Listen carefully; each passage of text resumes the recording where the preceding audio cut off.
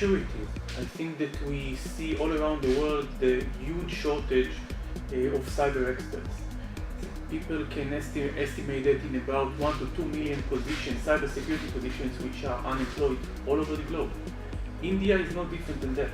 We see this shortage all over, from the US, Europe, and of course in India.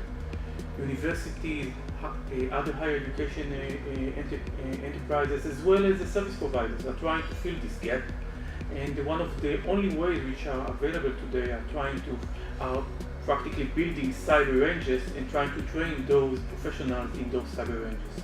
I'm sure that the Indian market will look at this opportunity as some sort of a hot potato that will enable you guys over here to really build the new generation of cyber experts.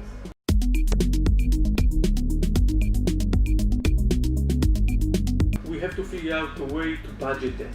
What we see all over the world, that in places in which it succeeds are places in which the government or a lot of very successful companies are buying this technology and building a lot of services on top of that.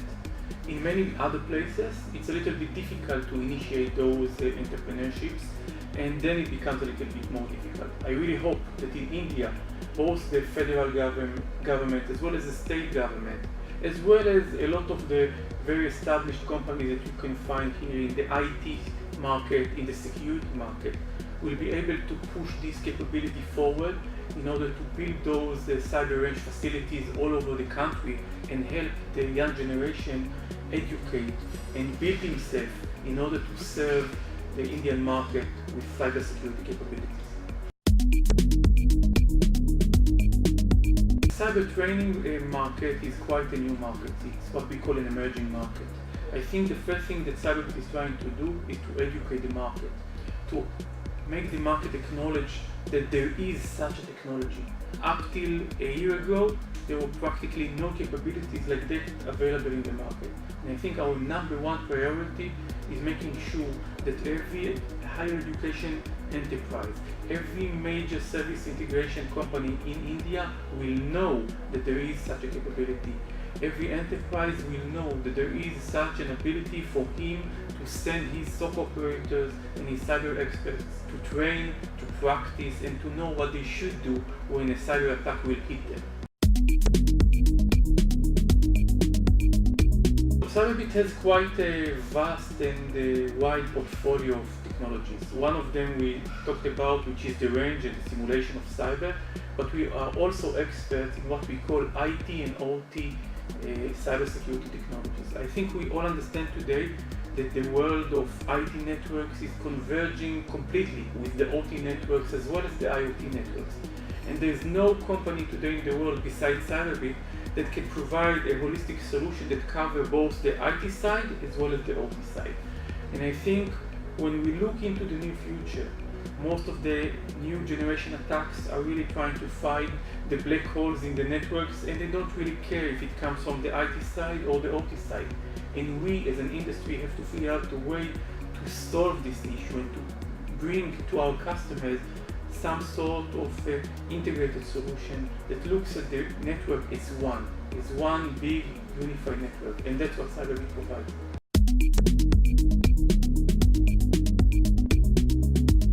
I would say the first one is make sure that the network is, let's call it the hygiene of the network, okay? That you patch the network, that you know where are your assets spread, that you know if someone has added another asset to your IT or OT network.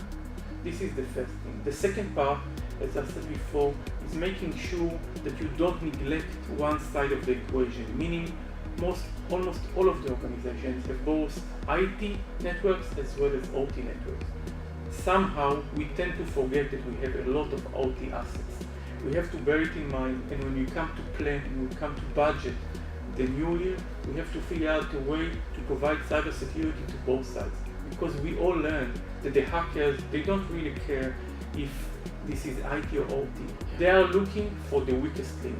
And wherever the weakest link is, they will hit. And us, again, as an industry, as an enterprise, have to figure out a way to solve right now to protect also the OT world.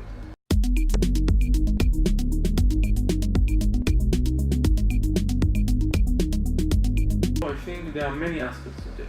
I think what we provide is the understanding that, as I said before, you cannot differentiate between IT, OT, and IoT. That's one aspect, and I think we are the only one in the world today equipped to solve this problem. The second part is training the cyber experts. Okay?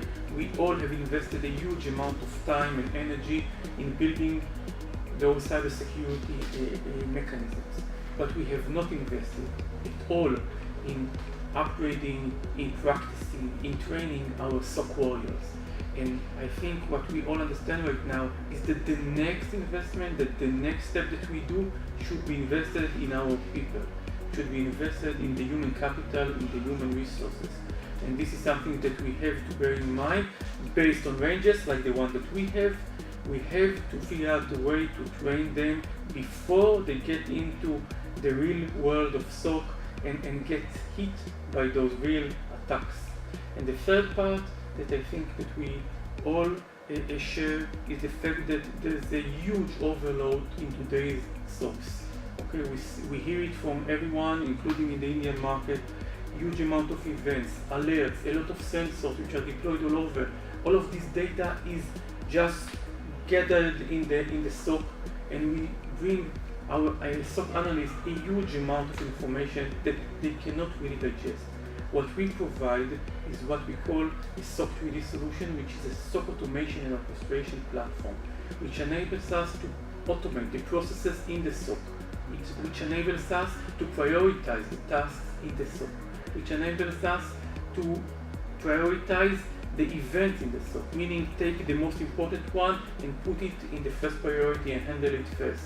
And it enables us to regulate the processes, to make sure that everything is listed, is written down, everything is done based on the regulation and the procedures that were defined with the enterprise.